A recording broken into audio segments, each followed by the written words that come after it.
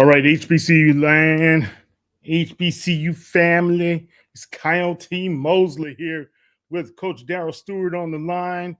We're here to talk about what's going to happen and go down in the SWAC championship game against Southern University in Jackson State. Coach, how you doing? Doing well, Mr. Mosley. How about yourself, sir? Good, good, good. All right, guys. If y'all want to chat it up, go ahead and put everything you want in the chat. I'm going to take all of the questions, comments, criticisms. No, I'm going to leave the criticisms up to Coach. He's going to take the criticism. But guys, follow us at HBCU Legends. Go to hbculegends.net, and you can follow all of the writings, my writings, as well as other contributors to our Sports Illustrated site. But it's a great time. Right now, it's championship week, and we're going to preview what's going to happen between Jackson State as well as what's happening at Southern University, who just came off a great win. Coach, you were there at the Bayou Classic. Talk a little bit about it. Always a great time to be at the Bayou Classic between Southern University and Grambling State. Both teams got off at a slow start, but it was Southern University to win at the end. And, big game. Southern University came out with a slow start, but after the big hit, I think the game kind of made a turn, and that was a vicious hit. It got the attention of a lot of people. I hope the young man is okay. But when you look at this Southern University team right now, they're a dangerous football team, and it's going to be a big game between them and Jackson State on Saturday, Kyle. Yeah, big game because, like Coach Graves said right after the game, we're a different team than what they saw earlier in the season. And I think he repeated that today at the SWAC media coaches conference that they had. And look, and you've got to say this, those Cardiac Cats are different. They are a different team. He has a different flavor to him. He brings a different oomph to those guys as well. They're a tough, resilient team. But, Coach, can they hang with Jackson State? This game Saturday is going to go down to the wire. Now, of course, Jackson State has talent across the board. I think the team that makes the least mistakes are going to win the ball game. But T.C. Taylor, on an outstanding job that he's done this year, quarterback, this game is going to be won by the quarterback, Kyle. And Jacoby Morgan, I'm sure he's upset at not becoming the player of the year. I thought he should have had it, but you can't go wrong with him or Herb Mulligan. But when you look at what the big quarterback has done for Jackson State coming in, winning the ball games, he has a terrific arm. He doesn't make a lot of mistakes. He's going to come in with a chip on his shoulder, and I think the game is going to be won by the quarterback of both teams. So whoever comes in ready to play is going to win the ball game. All right. Whoever comes ready to play, Coach says. If you guys got some comments, you Jaguars out there, you want to talk about what's going to happen in the big game coming up on Saturday at the Vet, go ahead and put your comments out in the chats. We're going to put it on the board. We'll talk a little bit about that. But first, let's hear what Coach Graves had to say earlier today at the press conference. Well, yeah, last week on Saturday, we participated in the 51st annual Bayou Classic, and it did not disappoint. Tremendous crowd, great luncheon, all the career fairs and everything they had, health fairs, all those things were well. It was a well-attended game. Like I said, it was an outstanding crowd. The players were fired up, we played well. We were fortunate to come out with the win, 24-14. And we were glad that we were able to send the seniors out on their last Bayou Classic with the win. and just to win in general. And we wanted to do that for the Jaguar Nation. This week we have an opportunity to represent the Western Division and head to Jackson State or to Jackson, Mississippi to play Jackson State in the SWAC championship game. We'll start tonight rather, in our game prep, and the coaches are working right now, and then we'll practice tonight, and we'll prepare every day this week to go in and play against a really good Jackson State football team. Hats off to my good friend and colleague, Coach T.C. Taylor. Congratulations for being named Coach of the Year. Glad to see him doing well. Thoughts and prayers go out to the Burnett family at Alabama A&M and the entire Alabama A&M family. Just know that we're here for you. We're praying and lifting you up because we're all one family at the end of the day. And again, I think it's going to be a great opportunity for us to go into Jackson and play against a good football team for the championship. We're excited. We're preparing, and we'll be ready to go on Saturday. Appreciate those opening comments, Coach. Well, Jalen, as he said before, he prepares every day as a starter, and I think all of our quarterbacks do that. And he had an opportunity and a chance to get a chance to start and play well. And what he does is he's a cool head, and he's even keeled. He really he takes the coaching well, and he really understands what we're trying to do to facilitate our offense. And so I guess basically just trusting what Coach Frederick, our offense coordinator, and Coach Totten, the quarterback's coach, is coaching them to do. I think that's allowed him to, number one, to get great experience, and number two, to have some success of moving our offense forward. Well, Coach Henry Miller is our defensive coordinator, and he's done a tremendous job, as well as the defensive staff. Those guys have done a really, really good job of preparing our guys and coaching those guys and getting them ready to play week in and week out. I think what's important, of course, Kelby Givens is our bell cow, but then Darius Harry is the other bookend on the other side. And then inside we have Davin Cotton and Willie Miles and Zach Yassine, and those guys are inside, and Jelani Davis. Those guys up front have been doing a really good job of really carrying out their assignments, and then at the linebacker spots, Derek Williams and Vincent Page. Those guys are stalwarts in the inside, and those guys really get the guys lined up. And then on the back end, of course, Horatio Johnson, Rodney Johnson, Trey Harriman Bristol III, and Elijah West. Those guys are the guys that really do a good job. And Jamarius Brown is also another safety back there who does a really good job of communicating. Those guys work well together. And we just have to play our style of football. And we got to make sure that we're assignment sound, we're gap sound. We got to tackle well. We got to pursue and run to the football. And then when we get an opportunity to take the ball away, we have to take the ball away. All right, that was Coach Terrence Graves. Coach Graves and the Jaguars were really doing a good job holding off opponents. And, I've seen it firsthand when they played Texas Southern. Those guys were able to rally back in overtime. They did it with Prairie View as well as Bethune-Cookman. Coach, talk about the job that Coach Graves has done this season. Coach Graves is one of the pioneers in our league. You're talking about 32 years of becoming a head coach, and he stuck to the task, and he's doing an outstanding job at Southern University. He's learned under some of the greats like Pete Richardson and Marino Cassim. So, Coach Graves is just doing an outstanding job. And when you look at what he's done at Southern, he's right. This is a totally different Southern University team. They have a different quarterback. They have different guys that are starting on defense. So he knows how to make the necessary adjustments, Kyle, during the game and during the practice. He knows what players he needs to have in the ball game. And you have to give him credit for that. And doing that, you got to understand this too. This is Coach Graves' first year at Southern. we're talking about a lot of first-year head coaches doing remarkable things. Coach Graves is in that picture.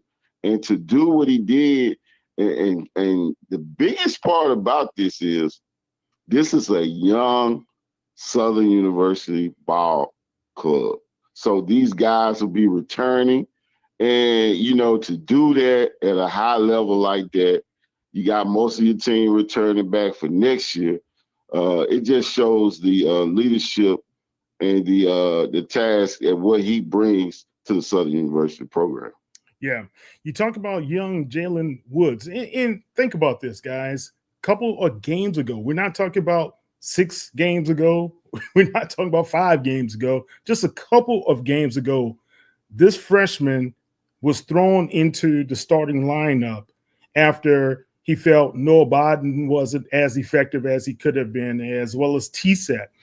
So this young man, he trusted to be able to go into the Bayou Classic and win the contest for them there in New Orleans. But now he's trusting him to be able to win the SWAC football championship against the favorite Jackson State Tigers right now.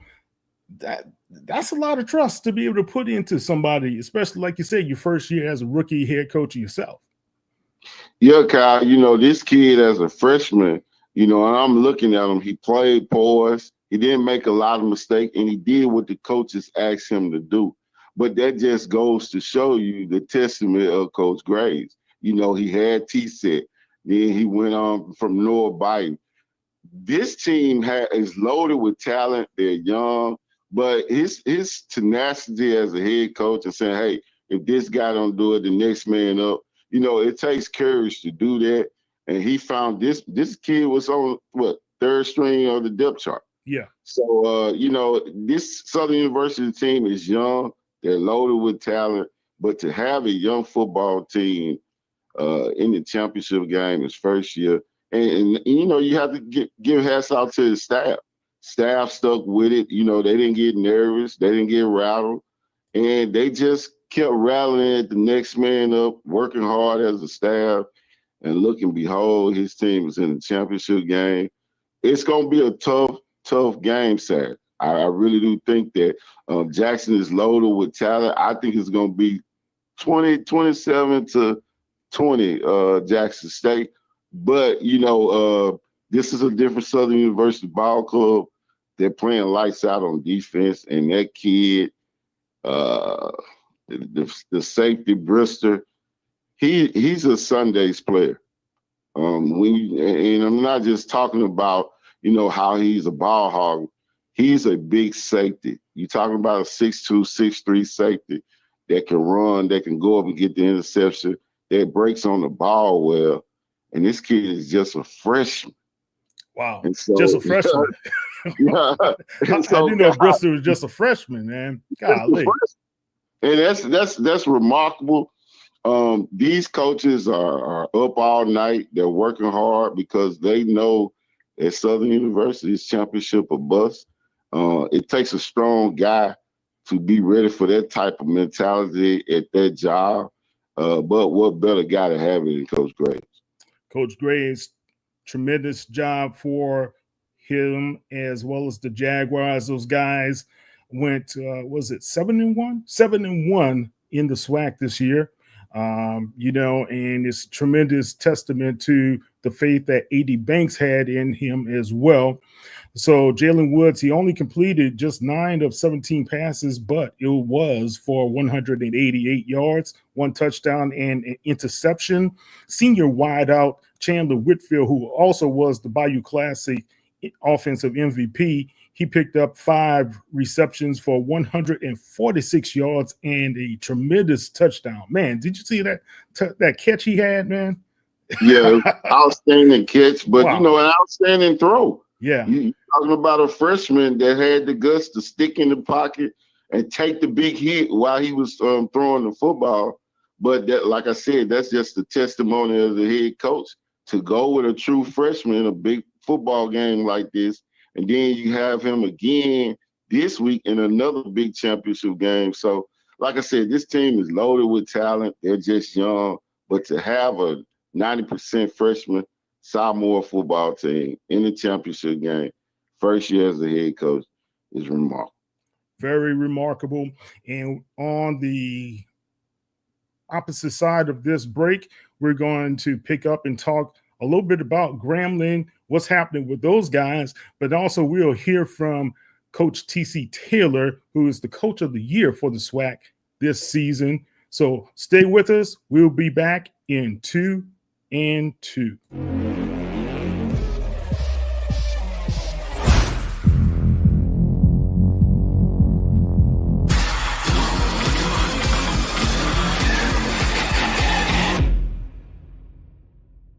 Happy birthday, Dad. Happy birthday.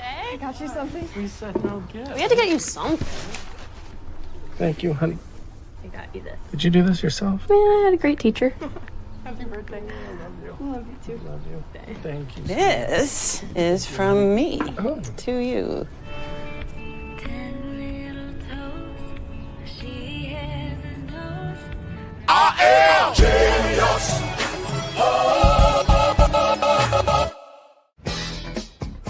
Amazon Fall Favorites are here.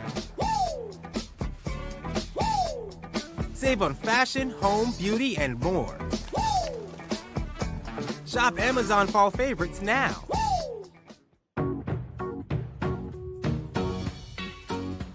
This is not just delivery. This is knowing even superheroes can use a sidekick. Walgreens. Something amazing is happening here. Climate researchers are weathering a data storm. That's because CDW transformed their devices and infrastructure with Lenovo ThinkPads and powerful edge-to-cloud solutions, delivering faster insights and increased performance, giving them the scale to stay ready for whatever's next. Make amazing happen. Lenovo and CDW. What the world needs now is love, sweet love. It's the only thing that there's just to love.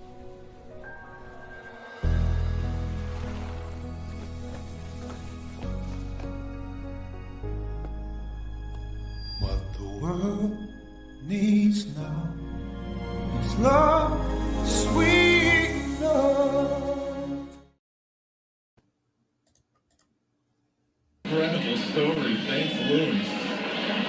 Right out the gate, Kendrick runs. He's not like us. Touchdown.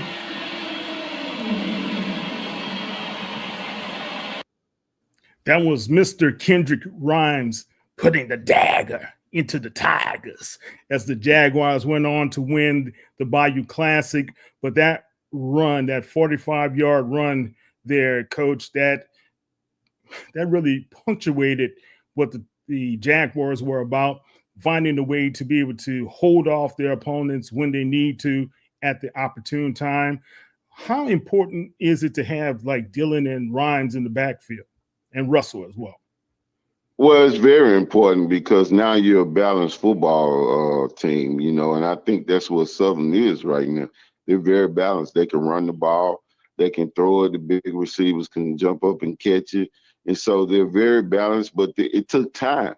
And that's what Coach Graves was saying, you know, and unfortunately, his players bought in quick, fast, in a hurry. And they're executing at a high level right now. They're confident. And that's what's going to make this SWAC championship game, I believe it's going to be a sellout. When you hear the Jaguar Nation at the end of the Bayou Classic saying they are going to be in Jackson, I think it's going to be a sold-out football game. Go Jags, go. All right. Look, man, Miles Crawley, he came back. I saw that injury he had at Texas Southern. Didn't look good. Didn't think he would be able to return. He did return, but he didn't look like the Miles Crawley of games past. And it was kind of broke my heart to see him kind of end his career in that manner. What's next for this young man?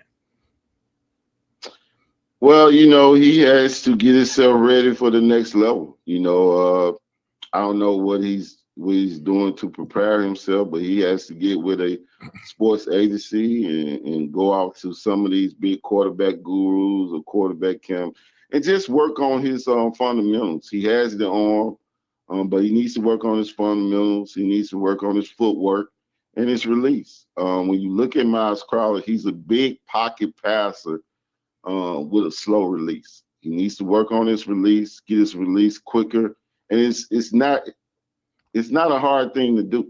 It can really be a quick fix. You got a lot of good quarterback coaches that are out there. Coach Whitfield that works with Doug in the Legacy Bowl will be a guy that I would look at too. The Palmer brothers. Okay. Here's a question that somebody was throwing at me. Because Miles was predicted to be the preseason SWAC offensive player of the year, right? Right. And we have Mickey Joseph, who he's not brand new to this game. Right. And you had Eric Dooley, not brand new to this game. Why couldn't that relationship with Miles develop throughout this season? Because he had an up and down season. What was missing? Is it that there's a disconnect somewhere with the offensive staff? Miles Crowley, what? Because he has so much potential. Well, it's real simple, Kyle. They didn't, if I'm the head coach at Grambling right now, they didn't fit the system towards their talent. And what I mean by that is, Coach Dooley ran a system, but it didn't fit Miles Crowley's system. You see what I'm saying? Okay. And so, things that he did or things that he drew up, Miles Crowley couldn't do. So, and then Grambling never did make the necessary adjustments to prepare for Miles Crowley's arm and to show his talent as a quarterback. And I thought that was coaching later on down the road because, when you look at him yesterday, of course, he didn't look the same. I saw a play that Grambling ran, that I didn't agree with. I don't believe it, and Grambling has talent, but running a 5'9" receiver down the field against a corner that's taller than you, I thought that was coaching. You asking a little guy to jump up and catch a big pass. So, I mean, I don't want to criticize him like that, but I will say this: it just didn't fit Miles Crowley, the athlete. All right, the Grambling quarterbacks, Miles Crowley as well as Dale J. Bailey, exchange. They kind of swapped them out, right? In and out. Crowley had 6 of 16 completions for 34 yards and an interception. Bailey tossed 5 completions for 65 yards. Not the best day, all in all, for the GSU Tigers. So that's something that hopefully that we'll see a change from Coach Joseph going into next season, right? So let's hear a little bit from TC Taylor and his thoughts about going into this SWAC championship game. Get a chance to blink, a good South Carolina State team too. So it's going to be a fast, 13 days here, coming up 12 days actually. So, but always good when you can get home, eat a little turkey, enjoy the holidays. But we're right where we want to be as a program. We talked about getting ready in the offseason, playing in December. And this is our opportunity to get ready for postseason play. So we're looking forward to hosting a SWAC championship this weekend. They were figuring some things out, same with us. They're on their third quarterback, didn't know if they wanted to be a running team or a passing team when we first played them. So, you do see improvements and, a team that won the West, a lot of good football been played over there. So, they're right where they want to be. T. Graves is a great friend of mine, their head football coach. They got some great players there. But I'm going to say this, too, we're not the same. We're not the same going into this game. We're a little different, too. We were still trying to figure some things out in that game. Irv Mulligan, that was his first game back, I believe, and he's made huge strides. Jacobian Morgan came in off the bench in that game, and he's been our starter, going forward after that football game. So it's going to be a great football game. You can't put the rivalry past, but you have to throw all that out. It's postseason football, so we got to go out here and figure out a way to win this football game. He's a slippery guy, if that makes sense. He does a good job of, trusting his coaching and staying, if it's an A-gap type call or a B-gap type call, he's going to be there. And that's what I told the defense talking to them on yesterday. We got to be gap sound. And, if we're responsible for an A-gap fit or a B-gap fit, we got to be there because this guy, if he's able to get to the second level, he can finish runs. He's had a great second half of the season. He's been good for him. They've really figured some things out up front on the O-line. They've, toggled a lot of guys around there, but they're playing good physical football right now. They understand, where we want to be and what we're trying to get done out of this season. But, I told them, after the break, we got to lock back in. It's time to get back to work. It's a lot of teams that's coming off the break that are done, we're hanging up, turning in pads and stuff like that. But we're one of the few that are still playing football. So as long as we have that opportunity, we got to finish this deal out. But they get it, and they understand that these coaches, everybody in the building understand what we're trying to get done. The years, that's 21, 22. I think this is 24. Two totally different teams, different coaches, different players, different cultures. So, we got to take care of 24. We did it in 21, we did it in 22. Wanted to get back in 23. So now we just got to take care of the things that we can take care of in 24 and go out here and play our best football and not try to find ways to beat ourselves. Like I said, two totally different teams, two totally different teams. We had plans in last year of getting here, but we were still building. 7-4 wasn't bad, but now, to be undefeated in conference, and giving yourself an opportunity to play in postseason ball, that's all you can you ask for as a coaching staff and as a football team. So we don't want to take this opportunity lightly. A lot of teams want to be in this position, and we're one of the few teams that are blessed to be able to host a championship game in your home stadium. So we're excited about that whole deal. How do you feel about that? Everybody in the building been messing with me about that, talking about congratulations. They've been, really picking with me about it. But like I told the coaches this morning, since that was announced, I'm nothing without you guys. I didn't win that award alone. That's how I was going to answer that too. But I didn't win that award alone. I'm going to tell the players that as well. And we got some players out here that has been doing some great things with the Irv Mulligan, Offensive Player of the Year, Travis Terrell. It's a total team effort. Anytime you can be announced Coach of the Year, that says a lot about the people that's behind you and pushing you, and you're growing within the building day in, day out. Coach T.C. Taylor. Coach Stewart is the SWAC Coach of the Year, a great honor in his second season with the program as the lead man. He's now gotten that shadow of Coach Prime from around his shoulders. That monkey's off his back. He is the man, and he's proven it, and he's assembled a great staff as well as a great team. Talk about the Tigers. And I say the with T-H-E-E, the Tigers. Oh, yeah, of course, T.C. Taylor, outstanding job he's done at Jackson State in year two. And let's just say this, Kyle. The Jackson State pressure, the Southern University pressure, the Grambling pressure, and the Florida A&M pressure, it's all the same. You got to win and be in the championship game every year. And T.C. Taylor knew what he had to do going into this season, and he set his goals now. He accomplished them. You're talking about sleepless nights. You're talking about being away from your family. You're talking about staying consistent, and that's what he did as a head coach. You're talking about recruiting at a high level, and then you're talking about satisfying the JSU fans by being in the championship game, bringing in millions of dollars to Jackson State. And what? How many dollars? Millions. I like that.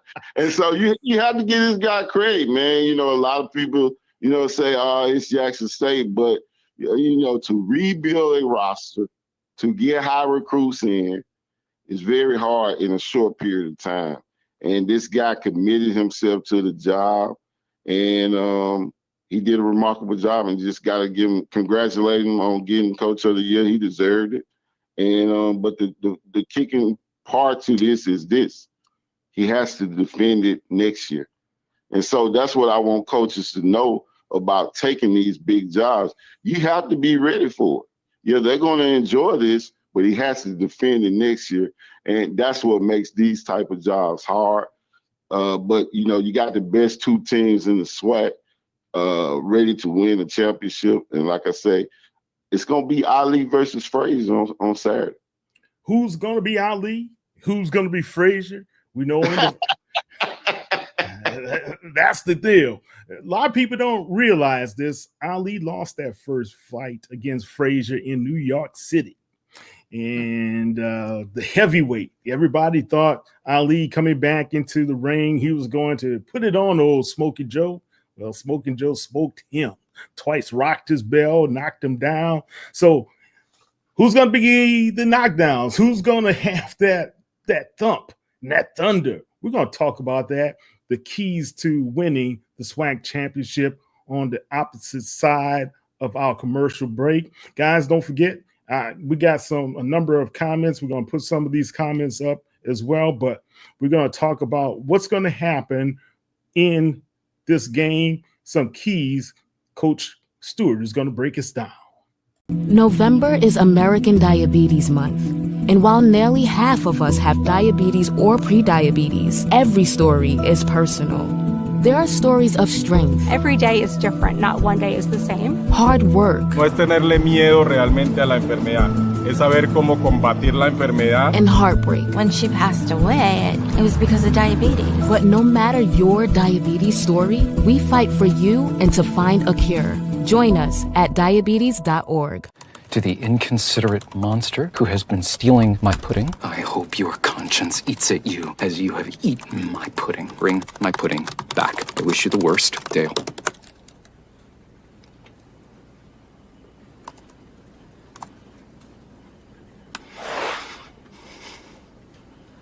Beautiful words. I'm sorry. Thank you. I am genius. Come to McDonald's and treat yourself to the Grandma McFlurry today. So I trust everyone's read the prospectus. Lance? Why don't you take us through it?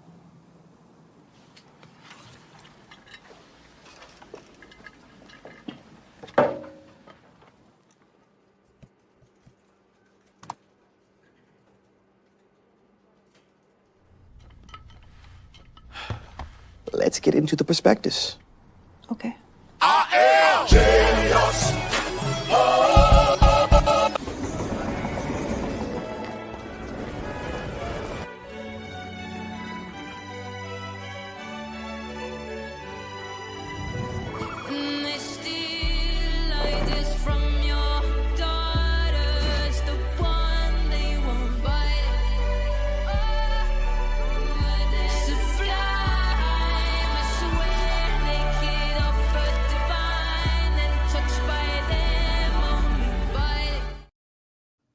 All right, Kyle T. Mosley of HBCU Legends, as well as the Black Sports Insiders, here with Coach Darryl Stewart on the phone. Coach, let's talk about the keys to winning the SWAC football championship on Saturday at the Vet. Let's start with Southern. Give us three main keys for those guys to win. It's real simple for Southern University. They have to go in, number one, and can't make mistakes. You make a mistake against Jackson State, it's going to cost you. The second thing they're going to have to do is they're going to have to make plays because this Jackson State University team doesn't have a weakness. And the third thing they're going to have to do is the most important thing, Kyle. The coaches are going to have to manage the game well. Coach Graves is going to have to call an excellent game along with Coach Frederick, the offensive coordinator. He's going to have to call an excellent game on a tough Jackson State team. And for Jackson State, it's simple. You know. Hold. Before we go to Jackson State, let's stick with Southern, right? Let's talk a little bit about this. You said Southern must limit the mistakes. And over the past couple of games, they have done just that. They've also eliminated something that was plaguing them earlier this season: penalties. And I like what I've seen in those guys thus far. Talk about why the penalties can really hurt a team if they like to be able to progress in a championship atmosphere.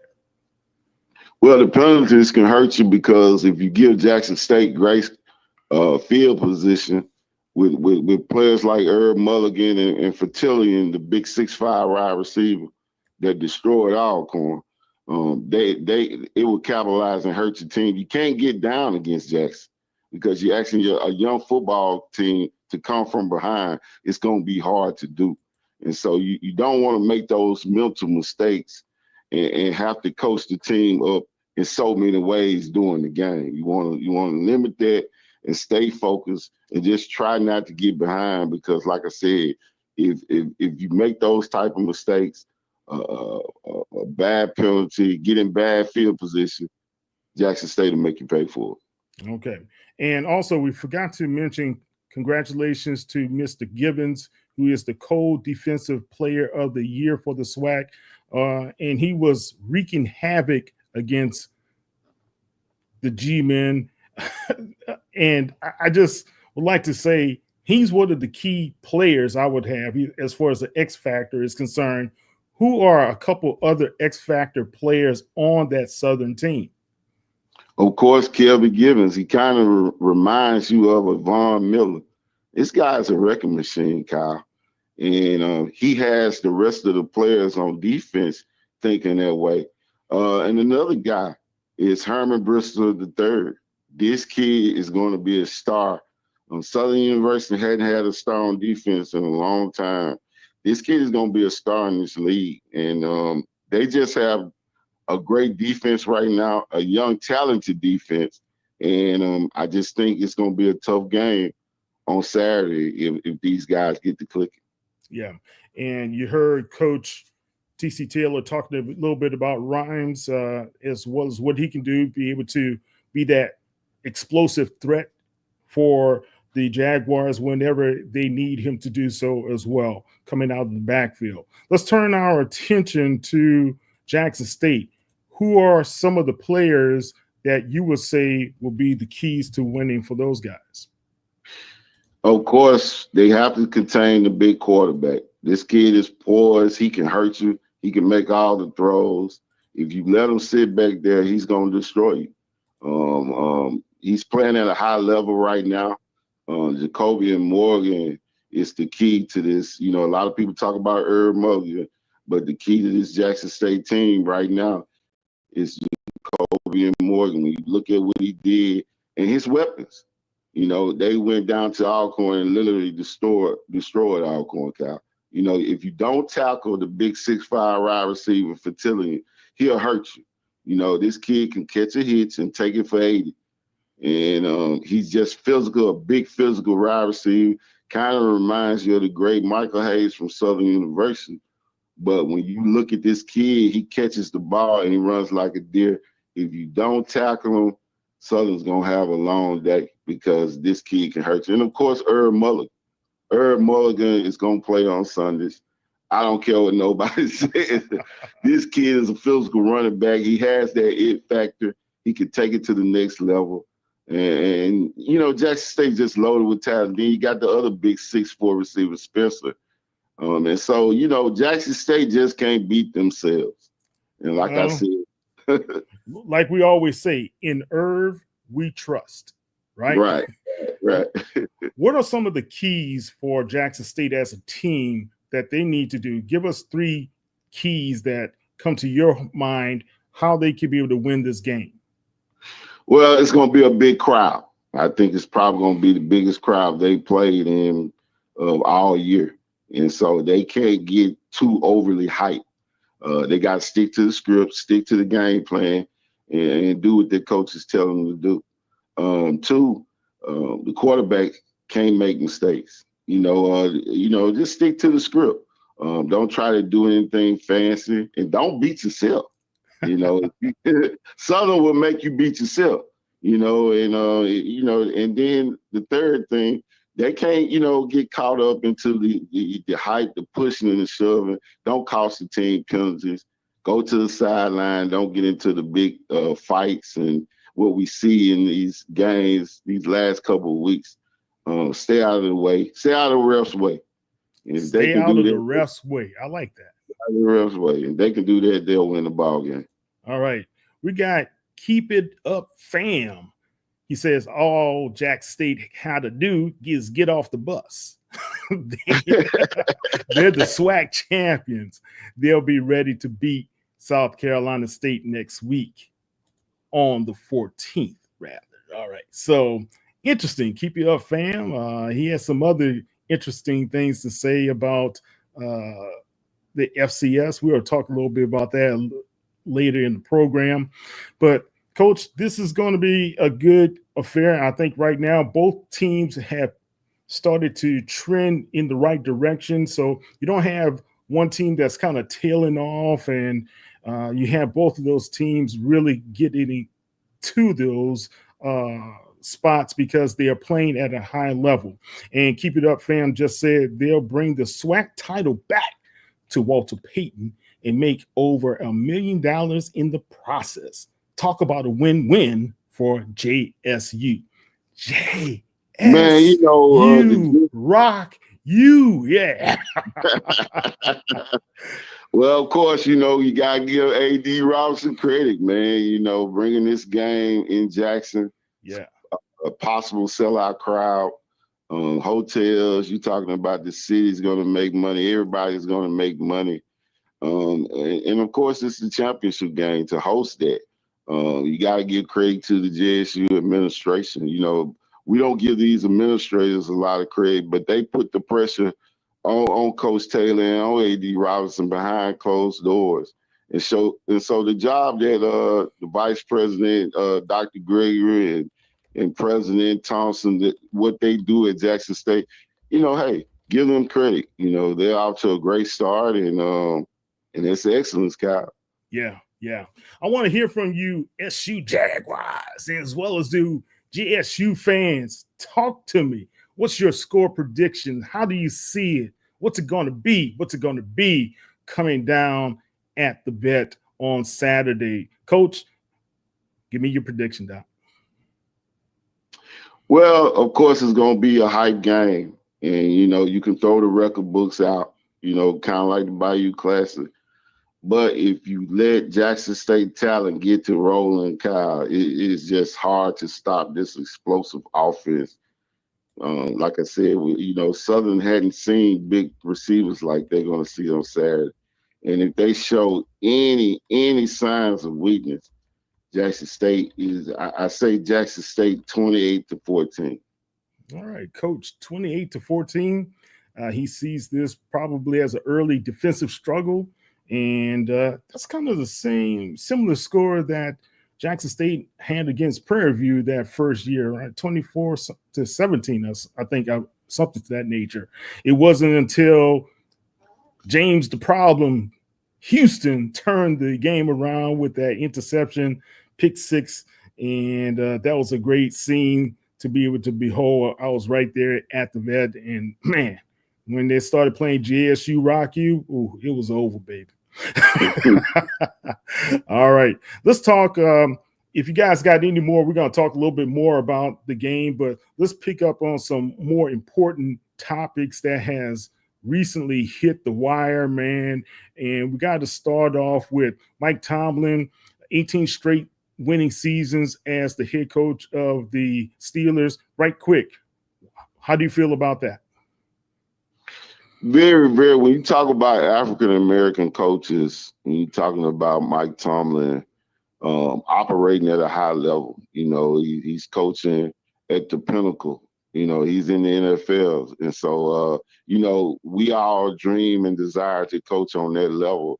And he's doing it at a high level and just staying consistent.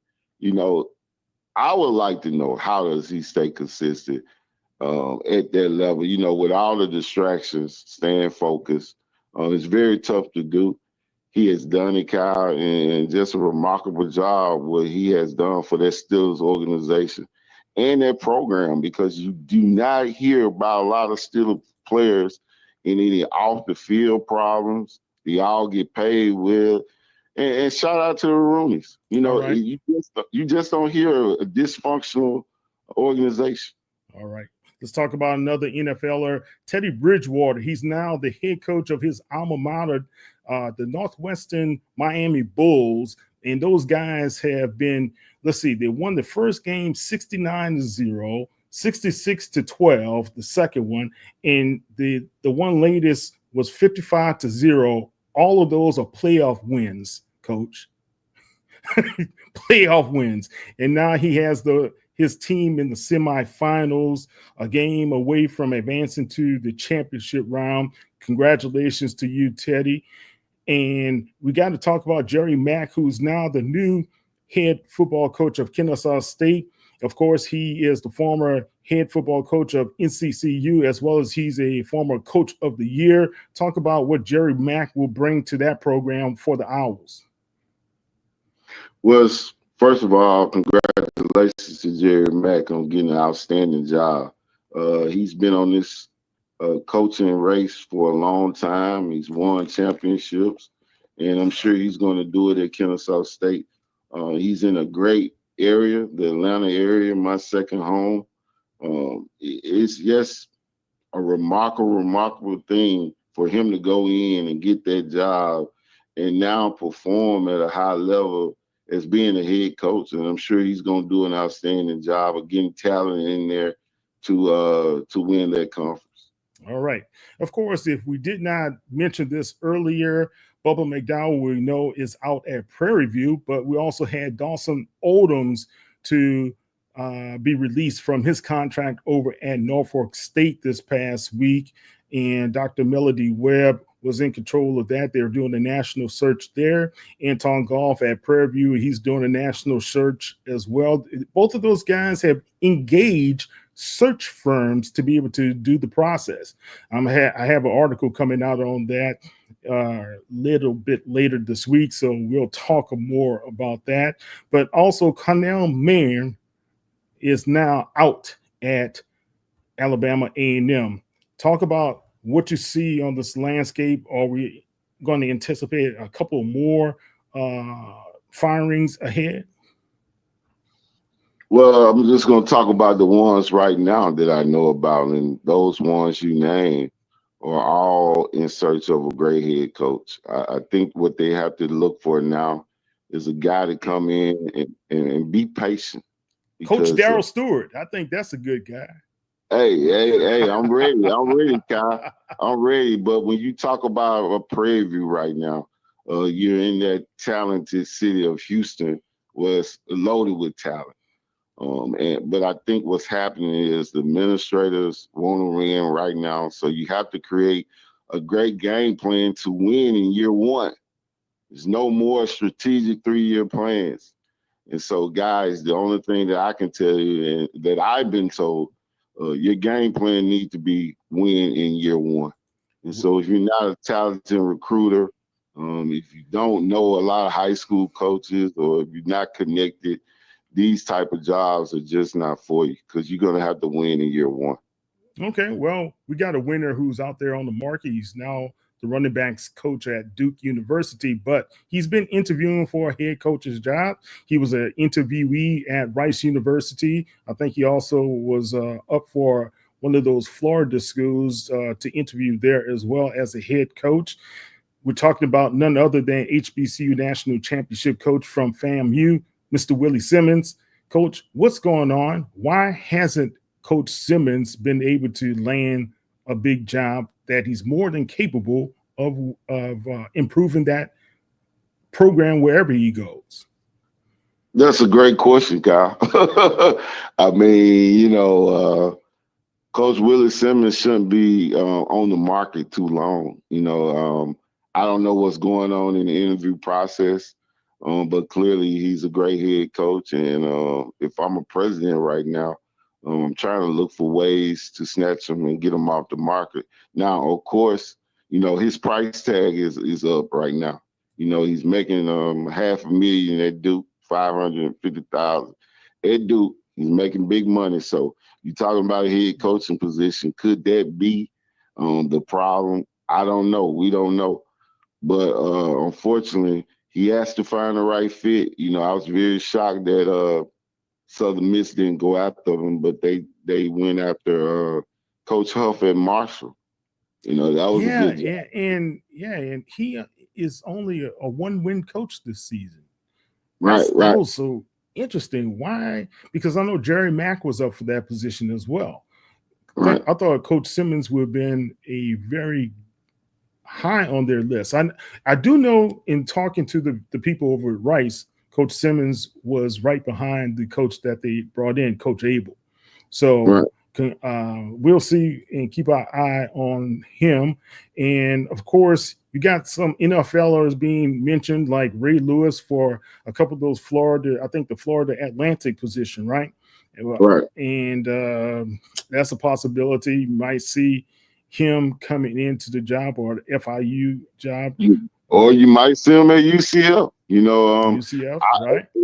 If I'm a president right now, and of course Coach Simmons knows the Florida system real well.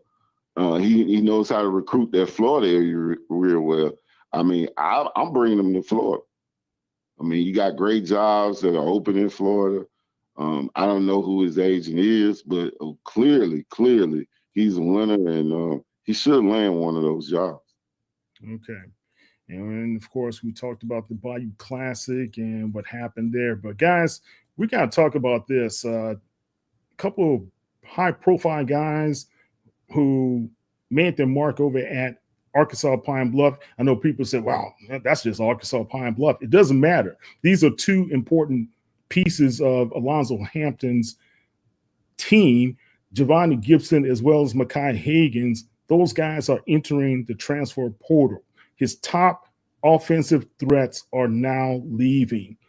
What does that do for a coach at this stage? It was shocking when I heard it, Kyle. And normally when your top players leave, something's going on, either in administration or on the coaching staff. To lose the quarterback and the top receiver, the best player on the team, is something definitely going on with the Pine Bluff program. But it was shocking to me. Let's hope they correct it. But it's definitely something going on when you lose these high-quality players. All right. As well as the NCCU Eagles, Trey Oliver is going to lose his best weapon in the backfield, and that's running back Jamari Taylor. He's a graduate student that's going to be transferring to a new program as well. And let's talk about what happened this weekend. Virginia Union, these guys won their second playoff game. They just didn't beat Lenore Ryan. They beat down Lenore Ryan. That was a 44-pointer that they put up. Jada Byers, we have here his picture up. He is up for the Harlan Trophy, and that's for the best outstanding Division II player of the year. So congratulations to him. Let's see how that works for him. And it was all roads to end in Montana for Eddie George and the Tennessee State Tigers, who gave Montana all that they could. They kept fighting most of that game, and it was just too much at the end, too many missed tackles and missed angles. Just the defense is what really hurt them. But the offense, they kept fighting, got within 7 points a couple of times before Montana's the Grizzlies pulled away. Kudos to you, Coach George, for also being the coach of the year for the OVC. And Chinnis Berry is the coach of the year for the MEAC. Talk about him right quick. Well, of course, the job that Coach Chinnis Berry has done at South Carolina State in year one is remarkable. You know, anytime a head coach can come in and take his program to the championship game in year one, it just says a lot about the program and a lot about the administration and a lot about these institutions that you can win in year one. When a lot of head coaches go into these interviews, they're gonna use what Coach Berry and Coach Taylor has done in such a short period of time. And so I just think, what they've done right now is set the bar high in HBCU football. Yeah. Only problem I would see, I don't really see a problem. I shouldn't say about Coach George or Coach Berry. What I'm trying to respond to, Keep It Up Fam. He put up here that at Prairie View, only Andre Johnson will be the right person. It's a no-brain hire. Well, the problem is Andre Johnson doesn't have a master's. Right. Yeah, and he has to work on that. Yeah, and I think that's at all the schools, Kyle. I think, matter of fact, I don't think I know. You have to have a master's degree to work on the collegiate level at the HBCUs. Right. As far as being a head coach. Right. And that was the limitation he had at Texas Southern. Also, James Bush says Eddie George has been grinding. I'm very proud of the work he's been doing and sticking to the mission of helping our schools. He's definitely is deserving of the honor. Now, here's a question. Out of Chennis Berry, T.C. Taylor, Eddie George, which one of those, as well as Dr. Alvin Parker at Virginia Union, which one of those gentlemen who you would think will be the overall HBCU Coach of the Year? Of course, for me, it's going to be T.C. Taylor because of the pressure is a little bit different. Because of, you look at it, if Coach Berry wasn't in the championship game, of course, South Carolina State is going to keep him, it's just a great season. But when you talk about Jackson State at that pressure, you got to win year in and year out. And so, to do it at that level, of course, T.C. Taylor, it's real tough to do. The coaches before him didn't do it, and that's why they're not there. But Coach Prime came in. But I can say before Coach Prime. And so they know the expectation is much harder to do. And so, of course, T.C. Taylor, Coach of the Year. No, Coach Berry, Coach of the Year. That's my guy. You see what we got to do, Coach? We got to put it all together. We're dogs here. We can't have any fleas. We got to get those fleas off us. Jackson State is just going to be a flea. That's all we're going to do. We're going to shake them off. Oh, man. Coach Berry, he is my Coach of the Year. Thinking what he's been able to do in Coach year one. Man, it's incredible. Sam Shade over at Miles, man. I think Sam Shade's name should be mentioned for that PV job. Sam Shade is an outstanding coach. Like I said, I had a chance to coach with him in the high school level, against him. But he's been doing it a long time. He's worked at some high-power high schools, and then he moved up to Miles College. And I'm told that, one day he was supposed to coach at his alma mater, Alabama. So, who knows what's at stake for Sam Shade? Yeah, Sam Shade did an excellent job with those guys over at the Golden Bears. They did lose this past weekend to Valdosta State, who will be going on to play Virginia Union. This is going to be a good one.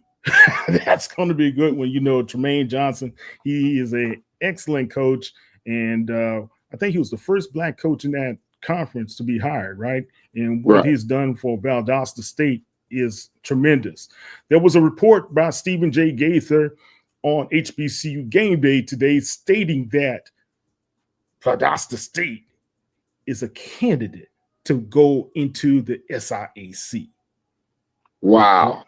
Hold on your horses.